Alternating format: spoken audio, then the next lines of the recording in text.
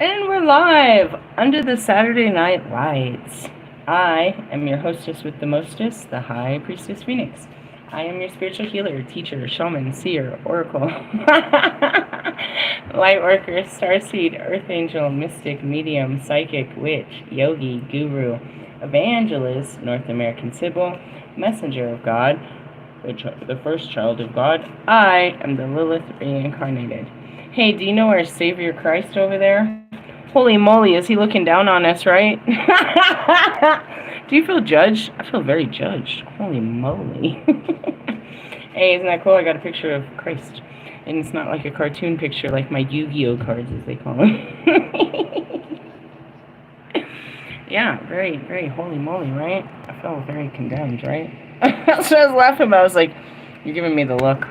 This is going to keep me in line, I feel like. Anyways, in order to keep up with me, you had to catch what I put in my community page. I told you we were going to start learning some Jewish mysticism. What is that? Well, why do we need to learn that? Because they're the only ones that taught about this. The Tree of Life. These are my Kabbalah cards. I have some oracles that are for the Kabbalah, but we're going to learn the Essential Kabbalah, The Heart of Jewish Mysticism by Daniel C. Matt. I don't know. Is a noted Kabbalah scholar. He is the author of God and the Big Bang and the multi-volume annotated English translation, the Zohar. Okay, sure. Anyways, speaking of which, we were about to pick up there on page 5. We're still in the introduction of this. Why are we learning this? Because that's where a lot of magic comes from. Religious magic is bred from here. There's religious magic. The rabbis and stuff, they do magic. Really? Yeah, for sure. So, I mean, that's the best way I can come up with it. What else am I supposed to say here?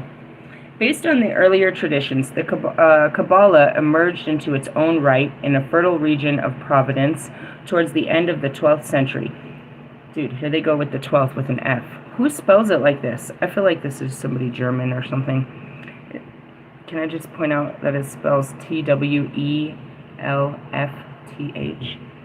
What country does that? I just don't know. As I read a lot of these things, I never know what I'm reading or how it's pronounced or who wrote it. Here, a venerated Jewish community flourished, a center of learning that encompassed rabbinic. How do you say this? Rabbinic. I don't know. Rabbinic. I don't know. It sounds like I'm saying it wrong. How do you pronounce this? Rabbinic, I don't know. Just doesn't sound like I'm saying it right. Law. Let's see. Philosophy and mysticism. Okay, and then it says something in, I don't know, Hebrew maybe? Sephra ha-Bayer. Again, don't know if I pronounced that. It's right up there with my Latin and my Sanskrit. Usually considered the first Kabbalistic text, was edited here. Iconically, though, Bahar means bright or clear. This small book is unimaginably obscured, an often impenetrable collection of erotesic fragments. In it, the Sephirot, and what's the Sephirot? All those little circles, okay? Yeah, like a circle. Now appear as lights, powers, and attributes, similar to the divine potency described in the Gnostic literature. They represent stages of God's inner life, aspects of divine personality. There is no unified theme. The Sephirot are described in various and conflicting ways. Over the next 100 years, as Kabbalah spread over the Pyrenees into Catalonia and then to Castile, the symbolic system crystallized. Elements of Neoplatonic mysticism were incorporated. Now, this is what I mean about this is religious magic. Understand? As well as speculation of the origin of evil. All right, what the fuck are you talking about? Well, for anybody new, and I haven't got any new people in a little while, this is called the Tree of Life. All right, so Adam and Eve ate from the apple of the tree of knowledge, right? In all books and all teachings, down to Buddha, all of them, there was a tree. It all stemmed from a tree. Again, the Garden of Eden, God made all of the great things, and blah, blah, blah, blah, blah. So inside of the tree, the serpent who lives in the tree, that would be me, knows how to travel through all of the tree. If you were to go into Odin and the 9 realms, it would be the same description. All the realms live within the, there's the tree, and through all of the layers of the branches and stuff is where it all travels. Now, what's very intriguing is what you don't know is Dante's Inferno. I share the picture all the time. I guess I will attach it to this as well. It's the same as image, only it's pointing down. Dante's Inferno says you take this trip down. This trip says you take it up. I've taken the trip, and I tell you, as you go down, you go up. Is how it works. All of those Sephiroths are, hold. Let me see. I brought those cards out. They hold different levels of ascension or divinity to God, right? So let me see if I can show you here. Here they are broken down in this book. This is my Notoria. I told you these are the highest level of freaking tarot because they have the biggest understanding. They have the erotistic. But as you see, right? So this is what they're called, the Malkuth, the Yesod. This is where you go from. There's your angels, okay? The Hod, and then here's those numbers. You can pay attention to the numbers. The archangels, the Nezek, which is the principalities, and then the Tiferet, and that's your virtues. Jabura, which is the powers. I want to show that they say that all of them on the left side is from the evil, which is the feminine side. The Chokma is the cherubim, the chesed or chest is the dominion, and the Kether on top, which they say is the highest level, is the seraphim. I blow through all of this. But in essence, for you to do it, you have to be able to descend through all levels of hell. It's a mirror, and that's the duality of walking in heaven and hell in between. You have to take as Dante describes, you have to take the journey to, the darkest pits of your existence to find the light. And that's what I shared yesterday in our, beginning stages of the dark night of the soul, is you have to go into your darkness, and that's where all this light comes from. Okay? Everybody keeping up? Keeping up? Okay, well, let's keep moving on. Let's see. Let's move on to the next page. Around the year 1280, Spanish Jewish mystic named Moses del Leon began circulating booklets to his fellow Kabbalists, written in lyrical. Listen, so that would be songwriting. Aromatic. They were replete with nonce words, arcane symbols, and erotic imagery. I'm trying to see this. I'm getting a vision of it. They're showing me it on, like, whatever they call that. What? I don't even know that word. Stop it. Don't care. It looks like a scroll to me. They were replete with nonce words, arcane symbols, and erotic imagery. The tales and teachings were erotic yet enchanting. Moses claimed that he was merely the scribe copying from an ancient book of wisdom. The original had supposedly been composed in the circle of Rabbi Shimon Bar Yochai, I guess, a famous disciple of Rabbi Akavia, I don't know, who lived and taught the 2nd century in the land of Israel. These booklets were first installments of an immense work. I'm seeing Ellie. Happy birthday, Ellie. This must be weird for you. I mean, already, Jesus. I mean, I'm really blowing the shit at you, aren't I? Anyways, these booklets were the first installments of the immense work. And then it goes on. Sephira ha-Zohar, the Book of Radiance.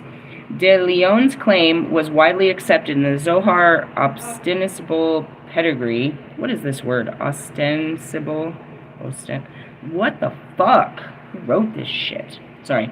Helped promote young Kabbalist movement. Few dared to challenge the ancient teachings of Shimara Ba Yohari and the Haravaya, his mystical companion. The Zohar gradually became HaZohar HaQuadosh, the Holy Zohar. The canonical text of the Kabbalah and the most subconscious subsequent Kabbalah was based on its teachings. Only in relative recent times has Moses actual role in the Zohar's generation become more clear. What the fuck is his role in this? Who cares? Let me just run through this. Wandered through Galilee, exchanging Kabbalists in sight. On one level, biblical heroes such as Abraham and Moses are the protagonists, and the rabbis interpreted their words, actions, and personalities. The text of the Torah is simply the starting point. See, this is where I get all fucked up, bro. They got so many of these books. And then I got the Quran, and that was way off. And I got myself in a whole nother fucking pile of bullshit. Anyways, the Torah is simply the starting point and springboard of the imagination. At times, the commentators become the main characters, and we read about dynamic mystical sessions with Rabbi Shimron, or about companions encountered with strange characters on the road, such as the old donkey driver, who turns out to be the master of wisdom in disguise. What the fuck is all this? The Sephirot. The plot of the Zohar focuses ultimately on the Sephirot. By penetrating the literal surface of the Torah, the mystical commentator, does anybody know what this is? Commentators transformed the biblical narrative into biography of God. The entire Torah is read as a divine name, expressing divine being. Even a seemingly insignificant verse can reveal the inner dynamics of the Sephirah, how God feels, responds, and acts, how she and he relates intimately with each other and with the world. I mean, we get along just fine. The opening chapter of Genesis appears to describe the creation of the world, but it allures to the more primal beginning, the emancipation of the Sephirah, the emergence of the infinite, or Ein Sof, literally endless. In contrast to the personal God and the Sephirah, Ein Sof represents the radical transcendence of God.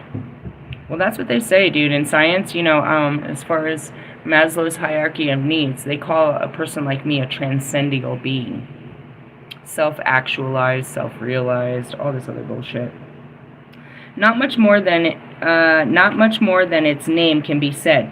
Here the Jewish mystics adopted negative theology of Maimonides, who had taught the description of God by means of negations is the correct description, a description that is not affected by the indulgence of facile language. With each increase in the negations regarding God, you come nearer to the apprehension of God. The first Sephirah shares the negative nature of Ein Sof and sometimes referred to as nothingness. Hey, that's me, nothingness. As one Kabbalist puts it, Ein is more, is that how you pronounce it? Ayin maybe, is more existent than all the beings of what? Of the world. But since it's simple and every simple thing is complex compared with the simplicity, it's called Ayin. In this primal state, God is undifferentiated being, neither this nor that nor nothing,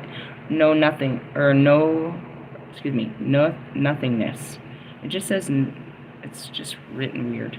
It says no, and then thingness. Okay.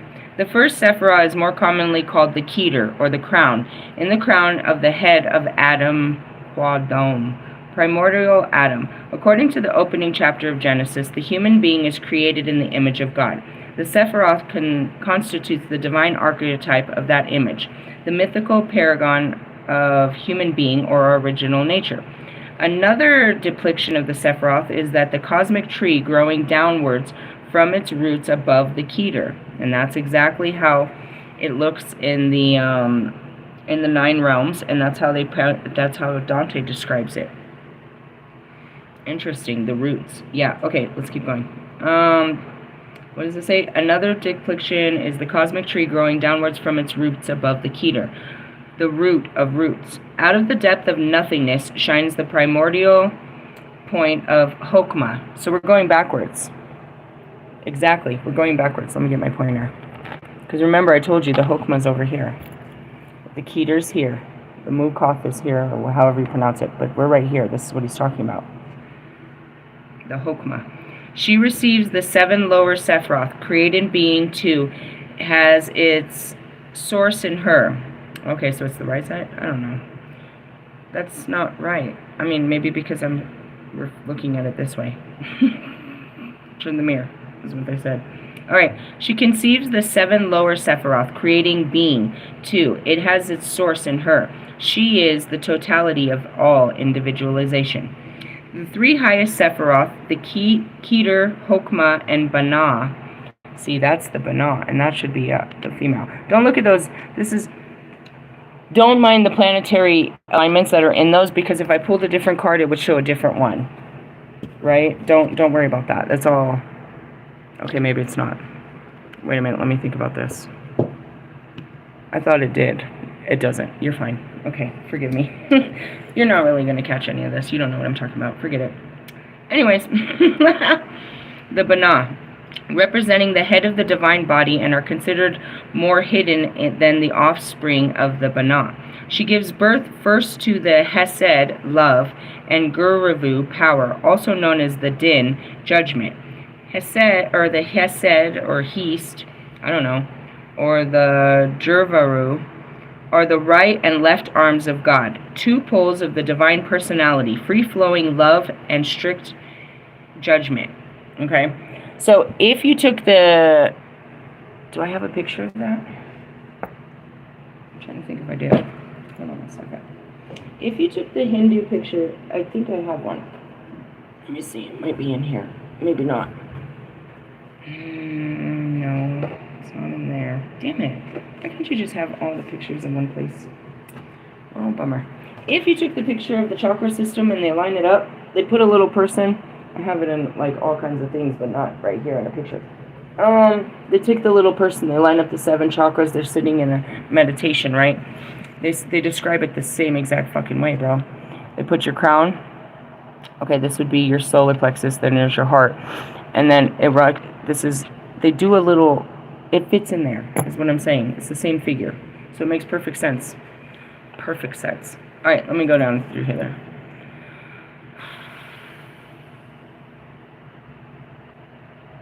Starting over. So this is how it starts. It says, this is Adam. This is how we're, the beginning of it.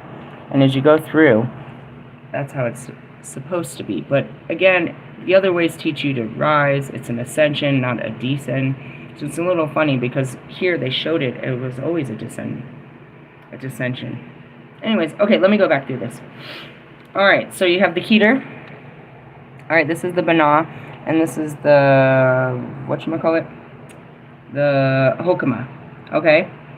Now, from the Banah is the womb, the Divine Mother, receiving the seed, the point of the Hokma. Right? So here's the Divine Mother, and she's receiving the seed, right? Okay? She conceives the 7 lower Sephiroths. And how many are there? 1, 2, 3, 4, 5, 6, 7. She conceives all of this. Alright? Not he. She. She conceives the 7 lower Sephiroth, creating being. 2. Has its source in her. She is the totality of all individualization. These 3 highest Sephiroth, which are the Keter, the Hokma, and the Banah, represent the head of the divine body and are considered more hidden than the offspring of the Banah. She gives birth to the first, the Hesed, or whatever. How do you pronounce that shit? Oh, Chesed. Okay, so this is weird because this one... It's just they're all written different. So this one literally is spelled Hesed, but in this one it's Chesed. Why'd they do that? Because we're fucking American, probably. And this one's spelled Geburah, and this one is totally different, Gerburah. Okay, so let me just keep these nearby because it's fucking confusing me. Alright, so the Chesed would be right here. It's power, also known as the Din, which is judgment. Alright? And then it says the Chesed and the Jervara are the right and left arms of God, two poles of divine personality, free-flowing love and strict judgment, grace and limitation. For the world to function properly, both are essential. Ideally, a balance is achieved, symbolized by the central Sephirah, which is called the Tiferet, which is beauty, and that's in the middle. Also called Rahamin, which is compassion. If judgment is not softened by love, it lashes out and threatens to destroy life. Here lies the origin of evil, called Sitra Ara, the other side. From a more radical perspective, evil originates in divine thought, which eliminates waste before emanating goodness. The demonic is rooted in the divine. Hold on, bro, what the fuck? Okay, the Tiferet is the trunk of the Sephiroth body. What's that one? This one. Right in the middle. We're still in the middle. And that's your solar plexus. Now listen, he is called Heaven, Son, King, and the Holy One. Blessed be he, the standard rabbinic name for God. I said it right that time, rabbinic. I was saying robotic, it just wasn't coming out right. He is the son of the Hokama and the Banah. The next two Sephirah are the Nezek, I don't know, eternity, and the Hod, which is splendor. Right? So if you weren't going down, you were going up into what? All of the graces, dude. These are the fruits of the Spirit. Listen to it.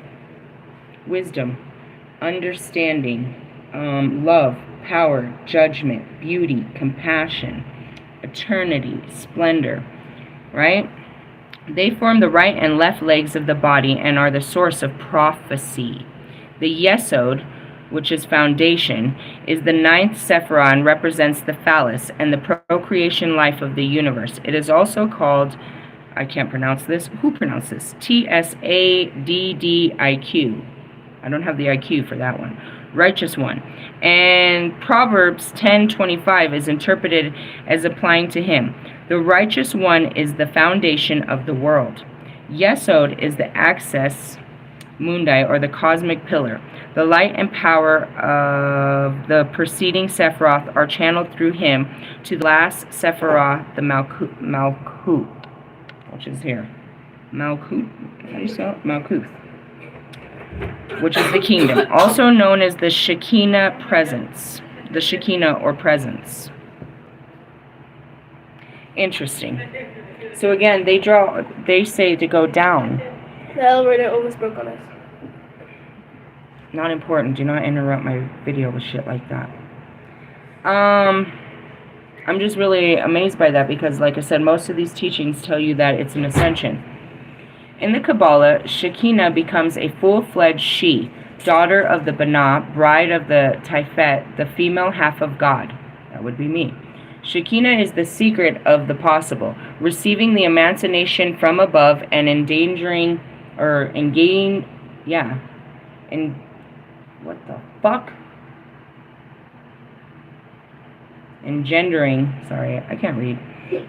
the varieties of life below. The union of Shekinah and the Tiferet constitutes the focus of religious life. Human righteousness stimulate the Yesod and the righteous one, and brings about a union of the divine couple. Human marriage symbolizes and actualizes divine marriage. Sabbath Eve is the weekly celebration of the cosmic wedding and the ideal time for human lovers. The mythical image is stunning. The Kabbalists continue insisting that these, meaning you can't figure this out, but I can put it into understanding for you. At the start of one of his most anthropomorphic descriptions, Rabbi Shimon cites a verse of Deuteronomy. Cursed be the one who makes a carved or molten image, the work of the hands of an artisan, and sets it up in secret. Sephirotic descriptions are intended, I'm going to make all this make sense in a minute, to convey something of beyond. Becoming fixated on the image itself prevents genuine communication. Critics charge the theory of Ein Sof and the Sephiroth and dualistic, imposing the describing 10 aspects of divinity. Kabbalists verge on polytheism, as one of the iconoclast Kabbalists, Abraham Abulafia, noted. Some adherents of the Sephiroth have outdone Catholic adherents of the Trinity, turning God into 10. The Kabbalists maintain the Sephiroth and Ein Sof form a unity, like a flame joined in the burning coal. Alright, bitches. I'm going to finish this, and now I've got a lot of questions. It is they, and they are it. They are its name, and it is they. From the human perspective, the Sephiroth appear to possess a multiple and independent existence. Ultimately, however, all of them are one, and true reality is infinite. Nevertheless, the prominent mythological character of the system cannot be denied. In a sense, Kabbalah represents the revenge of myth, its resurgence of being attacked for centuries after being pronounced dead by rationalist philosophers. The Kabbalah appreciates the profundity of myth and its tenacious appeal. Jesus Christ, is this a lot? I mean, it's no bigger than all the rest of these fucking Bibles and shit. Alright, I have one question. I'm gonna stop there. This hurt my head. Seriously? Yeah, fucking 25 minutes of this? That hurt my head. I have one question. What are they trying to achieve? Shekinah is the opening to the divine. One who enters must enter through this gate. Once inside, the Sephiroth are no longer abstract theological systems, but become a map of the consciousness. Well, obviously. That's what I tell you, is how to walk through the dark night of the soul. The mystic climbs and probes, discovering dimensions of being. Spiritual and psychological wholeness is achieved by meditating on the qualities of each Sephiroth. I don't do that. By imitating or integrating the attributes of God.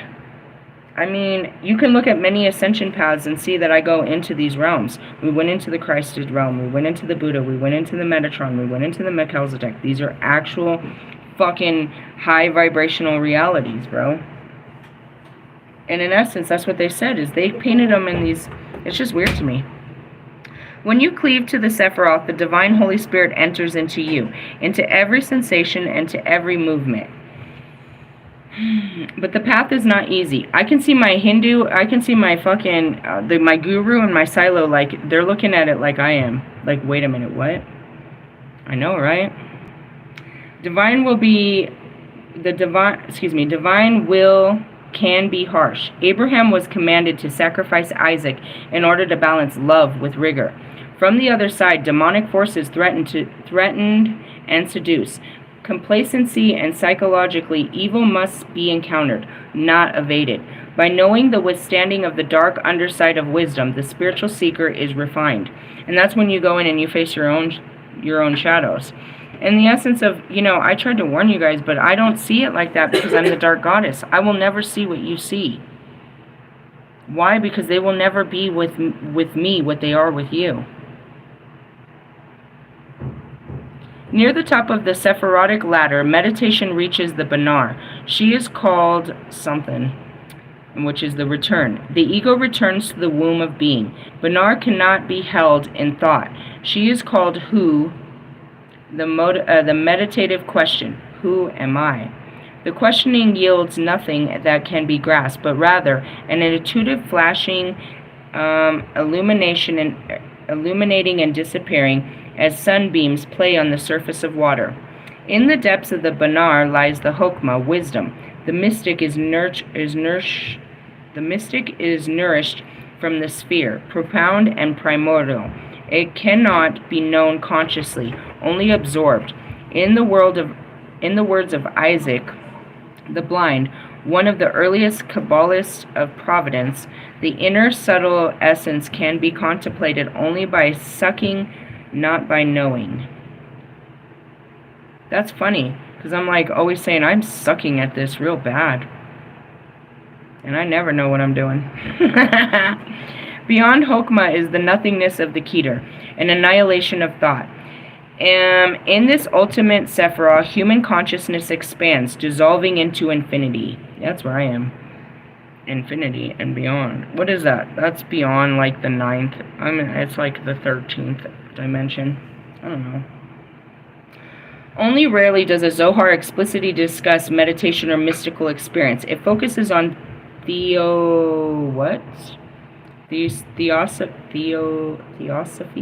I guess, theosophy, the interplay of the Sephiroth, and on human conduct. Ethical and spiritual behavior unite the Sephiroth, enduring a flow of blessings and emanations to the lower worlds. Unethical or evil human activities disrupt the union above, empowering demonic forces.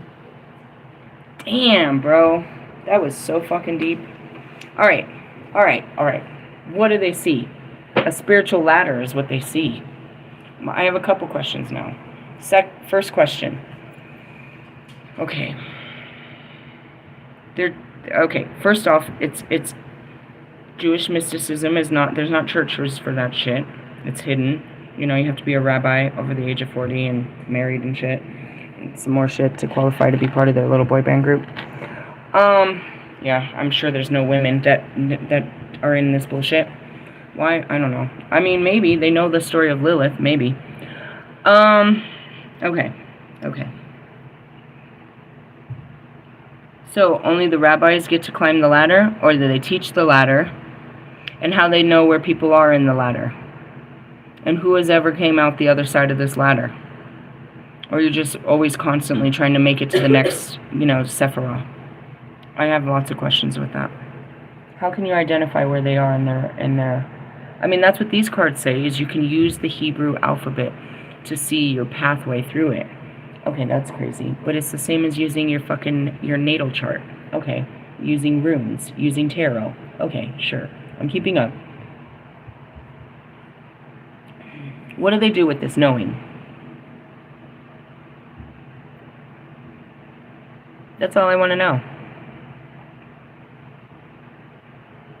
They've created these levels, these realities for God's divine beings. And they're very aware that there's a polarity to, once you're with the archangels, you're just as well as with, the dukes of hell. You know what I mean? That's it. There's a polarity. As you go higher, you're going into higher hierarchies of hell, as well as the hierarchies of the light. All right? And I'm just using hell as a description because I'm, what else am I supposed to use? So, the higher you get in the light, the more darkness you have. But the only way to get to the light is by facing the darkness. Okay, cool. It's spread out everywhere. Because the Hindus and the Vishnus and the Buddhists don't know this. For some reason, they don't know that we have shadows. They don't know that there's a huge darkness inside of our consciousness that we're fighting. They don't know about the war of good and evil. I don't know. I guess maybe they're not fighting the fight, and that's why they're not fully awakened. But I'm telling you that Guru and Silo don't teach you what I teach you. They don't understand the darknesses of the mind and where the mind takes you. They don't have a dark mind. So how can they get any closer to the light without being close to the dark? You can't overcome darkness without actually overcoming darkness. You can't walk through darkness with light without walking through the fucking darkness. So in essence, okay, going back to this whole religion, which is called, Jewish mysticism. They understand God's divinity. They understand all of this, right? They know all of this. It's hidden in their culture. What do they do with this knowing? It's supposed to be a spiritual path, right, to their people. Everybody's given a gateway, right? Christianity teaches you, doesn't really show you, but it talks about, going around the mountain and actually climbing the mountain. And if you really get into it, it teaches you the levels of overcoming sin. That's where Dante comes in and really paints the picture beautifully. You know what I mean? Because as you go through one level of sin, you're going through the next. Okay? So that's how this is described. As you're going through the different levels of hell, purgatory, that's what he wrote, was the Divine Comedy, about all of those levels. You're meeting, as you're meeting supposedly all these devils, you are ascending to the light fully. Right? So what I want to understand is how the Jewish meet the light without the dark. And if they meet both, and they're ascended, transcended beings, what do they do with this transcendental knowledge? How are they bringing, like me, the divine down to earth? Anybody? Yeah, I don't know either. We're just getting started. But that's what it is. It's like, all of this is about empowering yourself for your spiritual evolution. Clearly, they got it. But what are they doing with it? They describe it a little bit different. It's all, it's in every religion. And every religion is a freaking blueprint of spiritual evolution. But again, like they said, you're not supposed to take it so literal. Why would they make a literal blueprint and tell you not to take it literal? I don't, you know what I mean? Jesus' works were very literal. Buddha was literally a human being. Like, I don't understand why this isn't literal. But again, so here's another example of, and where did they get it? They got it before Jesus. They got it from Abraham. And that's what I said, is a lot of these other religions, they didn't accept Jesus. They didn't accept Jesus as, as the way. They had already been practicing their other ways. They weren't going to give up their way to go follow this guy. But yet, that's what was funny, because who burned him? I mean, who fucking refused him? His own people, the Jews. So, is it safe to say that, as we know the stories, that these same rabbis were the ones that killed Jesus?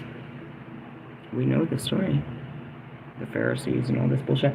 Whatever the case may be, is like, how can you study? I'm just looking at it like, this is that moment as Lilith. I'm just sitting here like in the tree like, are you serious? There's just so much division. And I've got to make it make sense in my head for me to continue. And that's why I'm like, how can you study all of the divine and leave Jesus out of it? As if he didn't do exactly that.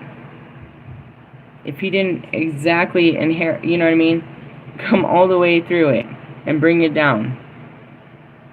And then die, go back up to the top, and then bring it down again. What do they use it for? If they can access the seraphim and the cherubim and the cherubim and the fucking virtues and the archangels and all of them, what do they use it for? What is your connection to God good for? What do you use it for? I'm curious. I'm just getting into it, but like, why do you want to get into these levels with God and still be human? What's the point of this? It goes on and on. This is going to be really hard to read. I'm serious. It just goes on and on. Here it goes. They even knew it. The Hod, sometimes the sixth dimension, sometimes the seventh, the Sephiroth of the Hesed to the Malkuth, sometimes 8, including the Benar, sometimes 10, the Keter on down, from the Hokmah on down, completing the decade. You see what I mean? They knew them as dimensions. Colors are described as various Sephiroth. They knew the colors. I'm just kind of running through these. The fourth realm and the heavens of the internal material world is called... Alright, so they know all of the dimensions. That's all I'm saying is, what do they do with this? There's a bunch of fucking stories. Idols worshipped. Here's a bunch of fucking biblical shit. Hold on. I really want to know. Oblivion. Ein Sof is a place in which forgetting and oblivion pertains. Why? Because concerning all of the Sephiroth, one can search out the reality from the depth of the supernal wisdom. From there it is possible to understand one thing from another. However, concerning Ein Sof, there is no aspect anywhere to search or probe. Nothing can be known for it is hidden and concealed in the mysteries of absolute nothingness. Therefore, forgetting pertains to the comprehension of this place. So open your eyes and see this great, awesome secret. Happy is the one whose eyes shine from the secret in the world, and the world is coming. I don't know, just said oblivion. And then the next thing says mystical nothingness. Ein, which is nothingness, is more extent than all beings of the world. But since it is simple, yeah, we already read this. Wisdom comes into being out of Ein. It's funny because as I'm reading this, we got a book said from nothingness. It has to do with. Give me a second. I don't know what it is. It's a new edition. Something from nothingness. We just got it. It had to do with how Hindu and Buddhism flipped. How they split. Give me a second. What do Jews believe? I don't know. I'm getting confused now. They're confusing me. Jewish people are confusing me. Jeez. Alright, hold on. I'm trying to find this book. We just got this book and I don't know where it is. So we'll read it. Oh, there it is. This is what it is. From Nothingness to Personhood, a collection of essays on Buddhism from the Vaishnava Hindu perspective. And then I saw this. I don't know, you're confusing me. Trying to understand what you believe. You guys and your belief systems. Man, everybody believes something else. I'm just going to really trying to break this down here. I mean, obviously, this whole fucking book is about the fucking tree of life. Therefore, prophecies or the holy is called deep sleep, dream, vision. To sum it up, even if you're worthy of the Holy Spirit to rest upon you, if you do not train yourself to completely strip your soul from your body, the Spirit will not rest upon you. I told you that. It can't fit in your big fat head. This is the secret reason that a band of prophets has timbrel, flutes, and other instruments. For through the sweetness of melody, aloneness descends upon them, and they strip their souls. Then the musicians stop the melody, and the prophets remain in the supernal state of union, and they prophesy. If you wish to attain aloneness, you must first return to God from having strayed and missed the mark. Be careful not to miss again. Train yourself to eliminate negative habits such as anger, depression, impatience, and chattering. If you wish to attain aloneness and to receive the Holy Spirit regarding every sight you gain and every light you perceive as darkness.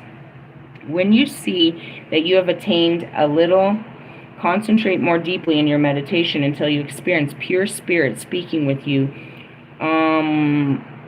within your words of Torah, wisdom, devotion, purity, and wholeness, on its own without your will. Having attained this, impel yourself until you weaken and verge on fainting. Well, maybe. The gates of holiness. To it must be alone, so that your contemplation not be disturbed. Aloneness to the utmost. Strip your body from your soul, as if you do not feel that you are clothed in matter at all. You are entirely soul. The more you strip yourself of material being, the more powerful your comprehension. If you sense any sound or movement that breaks your meditation, or if any material imaging arises within you, then your soul's contemplation will be severed from the upper worlds. There's all your definition there, page 122 and 123. I'm going to stop here. How did this happen to you? Just like that, I told you. I told you in my last video, and that's why I'm going to stop here, because as fucking trippy as all this sounds, and it always sounds trippy. I didn't study this, bro. I did the walk of the dark night of the soul.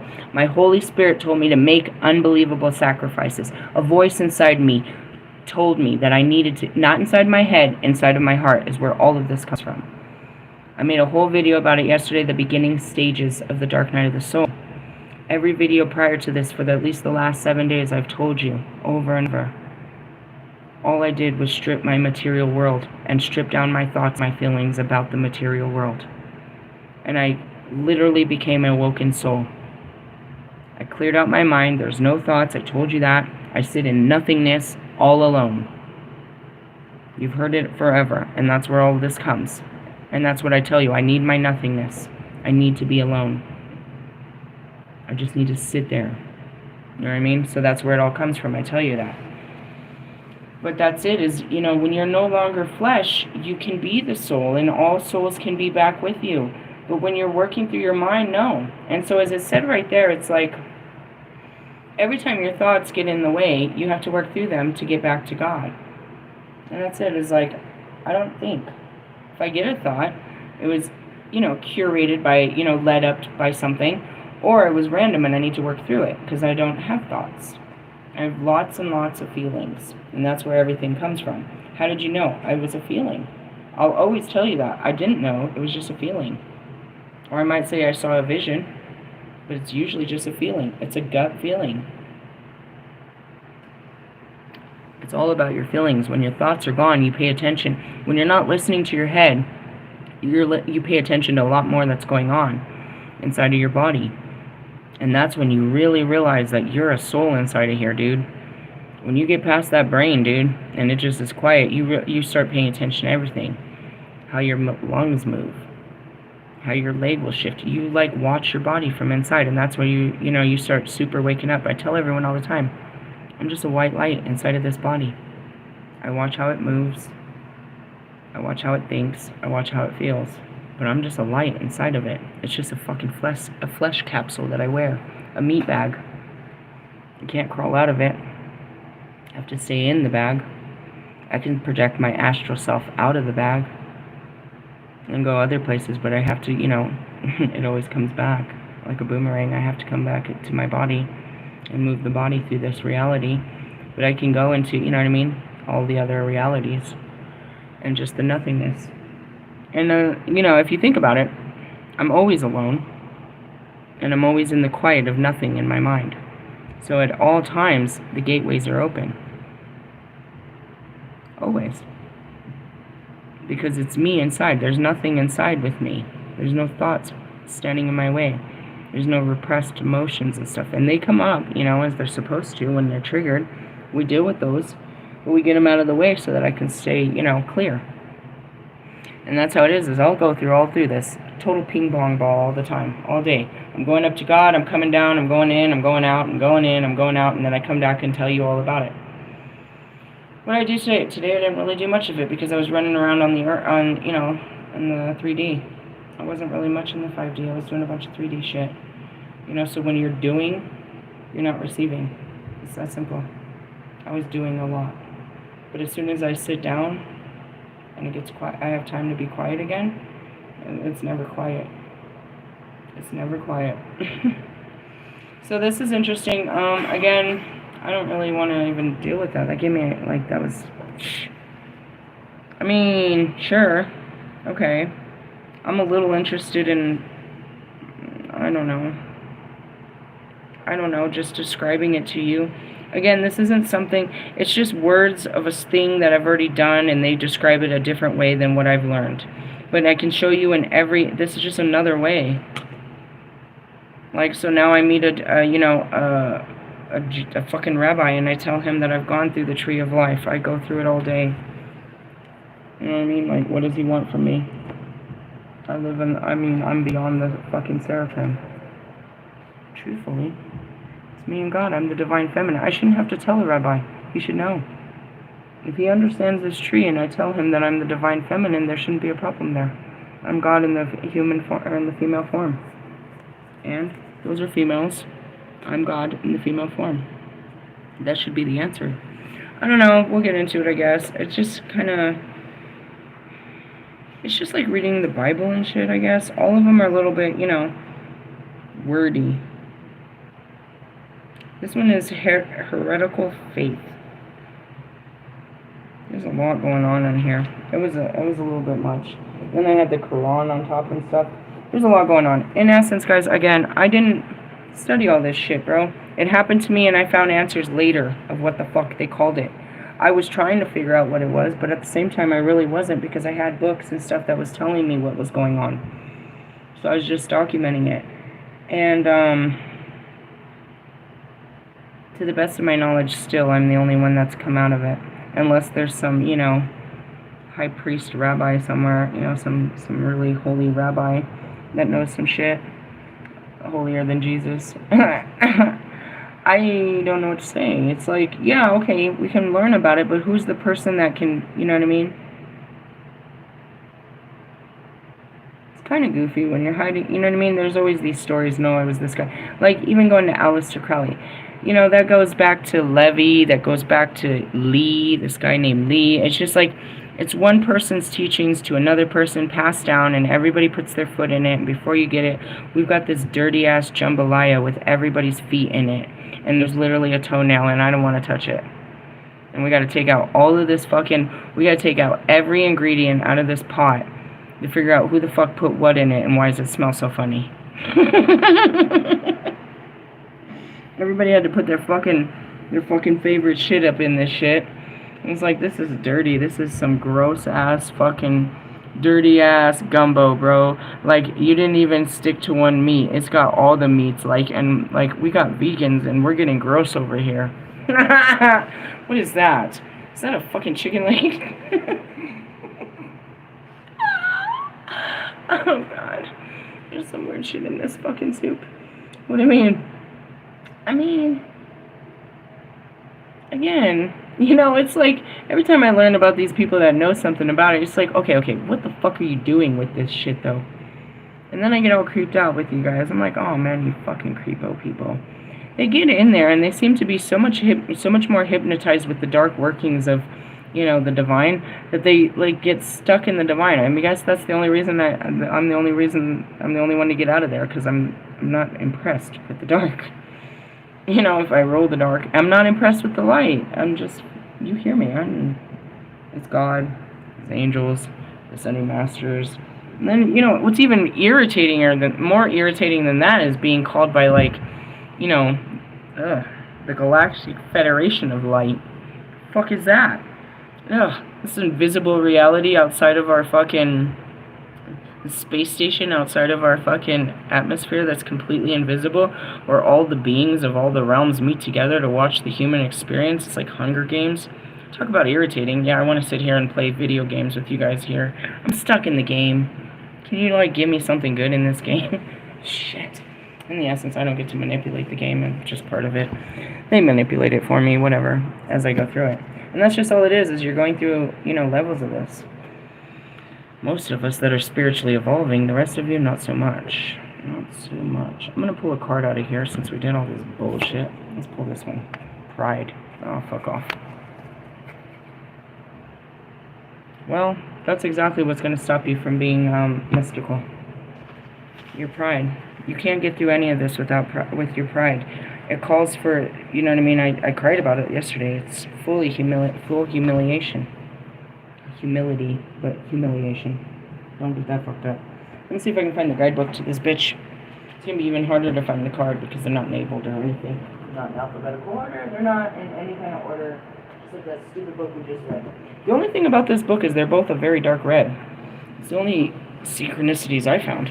They said the words differently, and that's it too. Everybody, I mean, where else were you going to read about the Shekinah? We've not read about the Shekinah in anything else, other than the Palladians, which are aliens.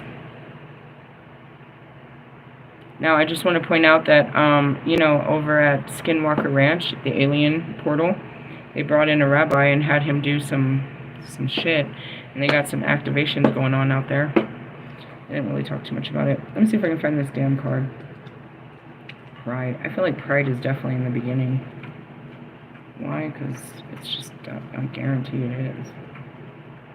Uprooted, sleeper, seed, below, head, yeah, seed, below. We're gonna have to go through all these. Yep, because they're not in any kind of fucking order at all. And I don't have them memorized. I only went through it like once. Truly? Yeah, I think. Oh, man. This is crazy. But at least they tell you, I mean, it's the same as, if you ask me, bitches, and nobody asked me, but I'm telling you my opinion. If you ask me, that's the same as fucking tarot to me. They do all this shit just to find out what your fucking spiritual work at hand is. That's what I got out of this. But has anybody ever ascended or descended? However you fucking look at this picture. Have any of you got back to God? I don't think so, dude. Because you would be out here doing God's work if you were like me. The rest of us, we're all stuck like this. Fucking silo and fucking guru and shit. At least I was gonna say get to have sex and smoke weed, but I'm not having sex either. Martyr, president. Where's your stupid pride, bro? You guys and your stupid... Oh, did I see it? Audience, sorrow, temper, gamble, cauldron. Found it! On page 114 and 115. Out of knowledge and adoration comes splendor and majesty. Like the sun, this splendor casts its radiance far, reaching even towards its own source. But if pride seeks to eclipse its creator, then like the sun, its great heart will grow more intense, its pride more vigorous, until its hunger forces it to turn and consume itself. Then, like a burnt-out star, it shrinks and fades away, becoming a wizened dwarf. Commentary. These are your higher levels. I just want to show you. We're in our higher levels here. Everything has a lifespan, even our own sun. Anything that is dazzling now will one day burn out. The person who forgets that powers are lent, not possessed, will be in for a shock when they begin to decline. The Oracle warns us not to take too much pride in our own achievements. What starts out as gratitude and exuberance follows a triumph and can end up as unbearable conceit. The pride portrayed on this card does arise out of true attainment. However, where the sun, Typhet, stands in the center, there is genuine knowledge. Adorn, the second meaning of the Typhet. Yep, adorn. Conveys the beauty and glory that can be presented when we are exulant. That's a weird word. Exultant. I don't know. Exultant. I can't read tonight. To find the way to Typhet and to the inner light and essence of our being is a real achievement in itself. The world of sense and experience tends to keep us bobbing in the world of imagination and personality, limited by sensory experiences and the emotions that continually arise out of our interactions. The Typhet, yeah. You know who you are, but analysts of that acknowledge it's not necessary. Confidence comes your way, and that's where it is your solar plexus is your, and that's what happened to me the other day. I had an overblown solar plexus. I think it was yesterday. It's your God source. It's your source of confidence, your God complex. It's where insecurities and, you know what I mean, pompousness comes from. Unlike natural processes of growing up, the pathway of maturing spiritually demands constant effort and input. It will not happen of its own accord. For this, it's necessary to take responsibility for one's actions. Pride in our achievements can limit our progress and may seem pitifully amusing to those of greater experience. Just as adults chuckle at a child's first word when it thinks that it has mastered speech. I spoke about this earlier, or I think it was yesterday, is, you know, you want to be all prideful about what you've accomplished, but you don't let God, there's no God in that. It's all about what you've done in your own works, and that, you know, you didn't allow him to have any, you know, he didn't work in your life. Life task. You may be in for a shock. Unless you can step back, look at your position with a more objective eye.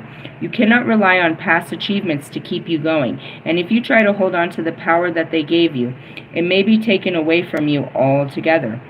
Better to hand over to others, or at least in some degree, and keep only what you really need for yourself. This goes back to all my washed up rappers, bro.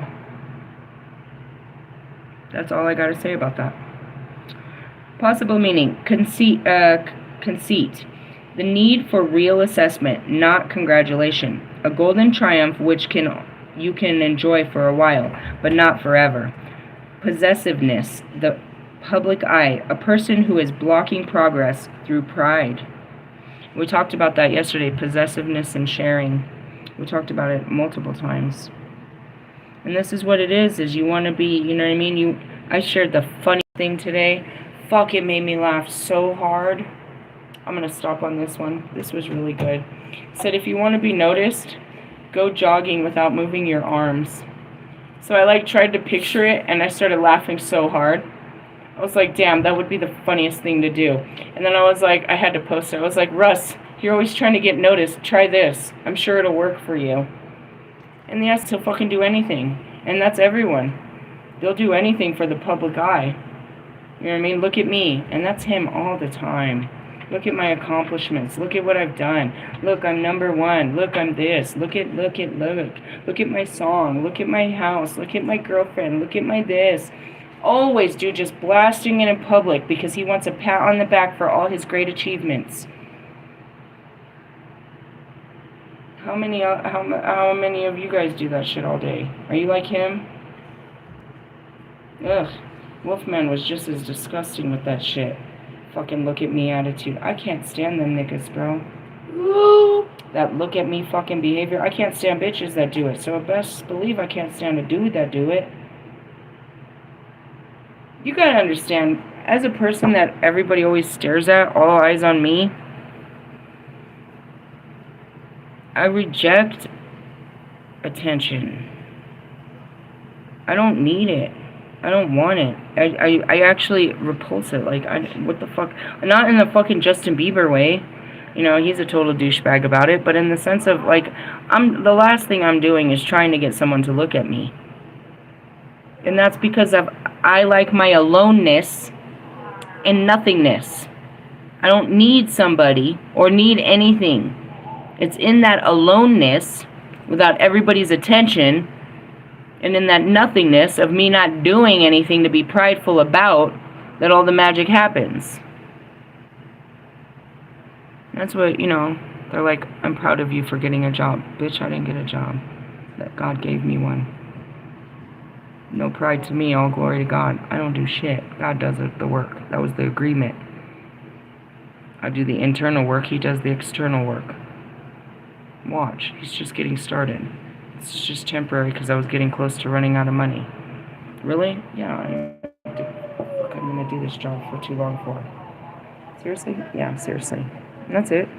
There's just a season and a reason, bro. Everything is a season and a reason. This is a stepping stool into the next layer of my life. But right now, yeah.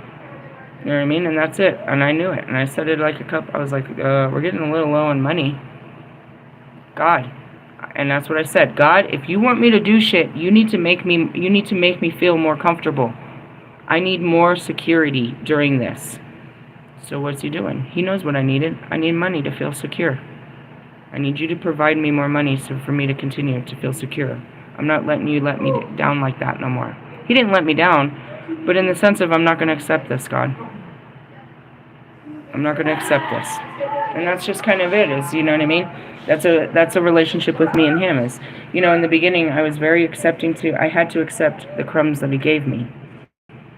But now I have a bigger appetite, and he knows that. You know what I mean? I'm a bigger girl right now. I'm not on the milk. I need some meat and potatoes on that shit. And that's kind of what that is, truthfully. So, I made the whole video about it. It's like I lost my pride. But I had to. There's nothing prideful about what I do. It's very humbling. I'm a priestess. A step up from a nun because I do magical shit. But that's what I am. How many horror movies and outlines? You know what I mean? That's what I do all time, all day. It's all about God. That's all I do until I have to go out and be mom or, do some other shit. But it's, I'm still there with him while I'm doing all this. Help me, Jesus. Help me, Jesus. In essence, I had a life that I was proud of, but it wasn't pleasing to God, and it didn't bring me happiness. So how can I be proud of something that, you know what I mean? I had a lot of things that made me, that made it look like I was successful and shit. You weren't. And it gave me pride in what I did and what I had. But there was no happiness in pride. And when I lost that, and that's the ego death, you know what I mean? When I lost my material world, I had no more pride. There was nothing to be proud of other than what I had accomplished inside. And that's not even the right word. I honor myself. I'm not proud of what I've done. I find it honorable what I've done. I wouldn't say proud. I'm respectful for it. It's not prideful what I've done. Ruining my life is not something you would use that word. Are you proud of yourself? No. Not that. That's not the word. I'm pleased. I'm blown away. It's quite unbelievable. And pride isn't the word. And that's what I said, God isn't proud. That's not the word. Pleased. Am I proud? No, I'm pleased.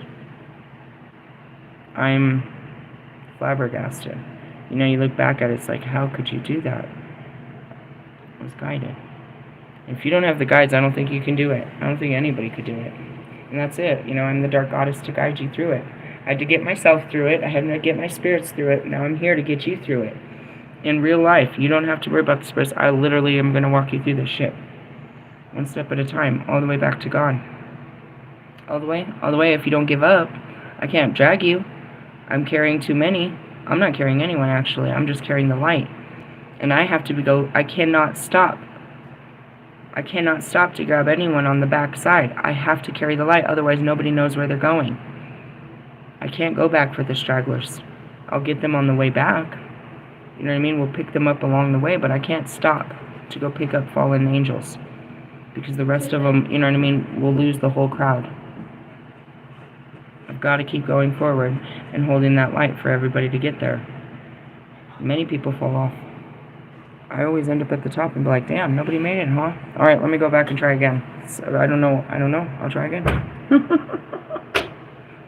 I took it very personal that I couldn't get people to the light. Especially on a Monday. Nobody went through a fucking portal. Nobody went through an ego death over the weekend. Nobody gave up anything of this world. Nobody let their pride down. Nobody stopped their belief system. Nobody left a karmic situation. Damn, what's wrong with me? Nothing.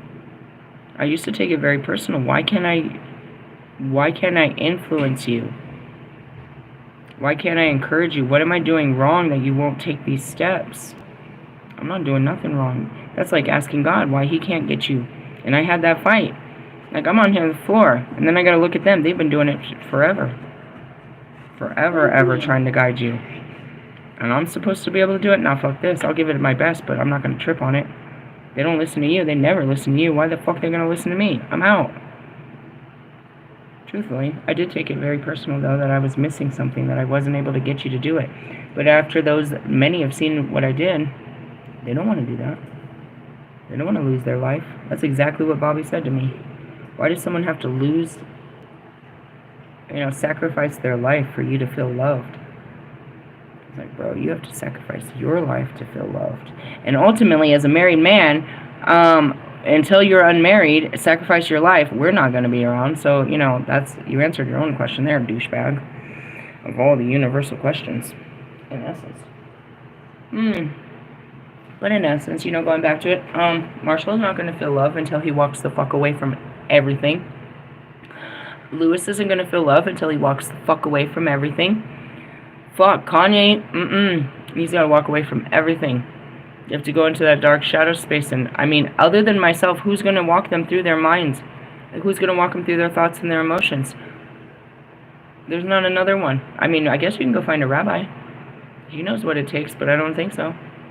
You need a little bit of all of this, and that's what it is. You need all the ascending masters and all the teachings, which I carry within the universe and all that shit. You need the whole universe to get you through this shit.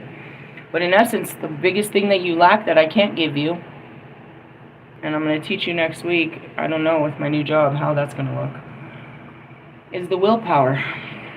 And that's the last of our tarot, is the will. I can't give you the willpower to do great things. I can't give you the willpower to overcome your fears.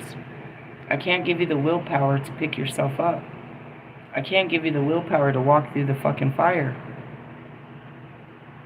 I can't give you that. It's something you have to dig deep inside of yourself, bro. But it's in you. God who gives you strength. You have to tap into that, bro. But don't think for 1 minute that there's this word that you guys say is fearless.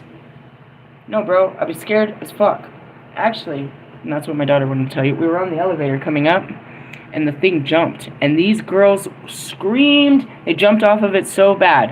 And I was like, it's okay. And then we giggled. And then the door closed, and it jumped again. And my two panicked. And they got off the elevator, and they're like, I'm taking the stairs. And I looked at the man. I was like, it was kind of scary. He's like, yeah, but I did it earlier. Just push the button. We're fine. And I push the button, and we go back up. Feelings are real. Fear is real. Can you overcome it? Like, meaning, how many times was that thing going to jump before I got scared and got off of it? It got the first kids on the first jump. She screamed. She grabbed the buttons. I had to push her hand back. Don't push the buttons. You're going to fuck us up in here. Right? She screamed, jumped off the elevator and ran. And then the door closed. I did it again. My daughter said, And then my son freaked out and followed her. And then it was just two adults. You know what I mean? This guy, he had a whole cart of shit. He had to thug that elevator out or go catch the other one. But in essence, it's like, fear is real. You have to have the willpower to overcome such fears. And what is your fear? What would people think?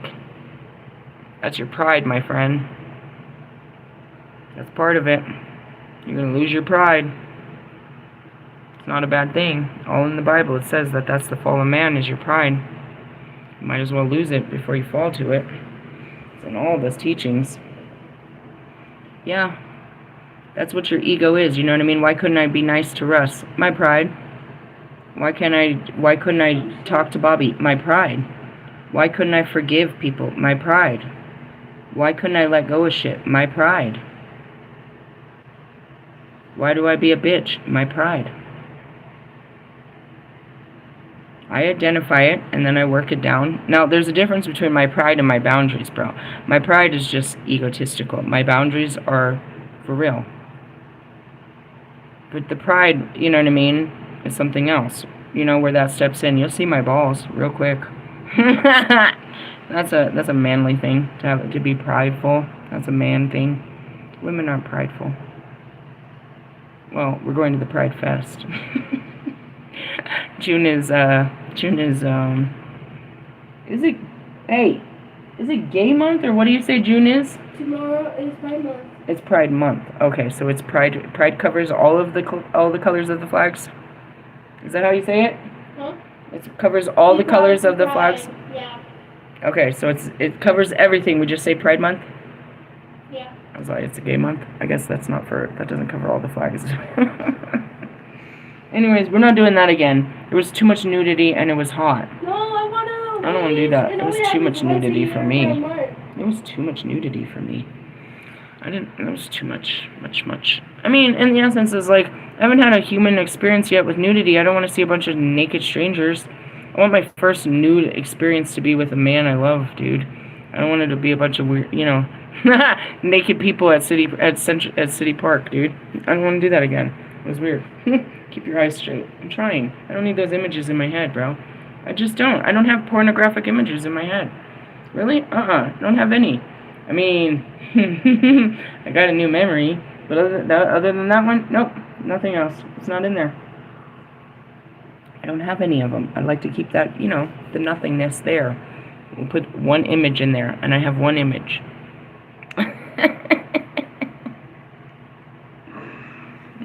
Guys, you gotta clean out your minds. Filthy minds. Hey, I love yous. Laters. Bye.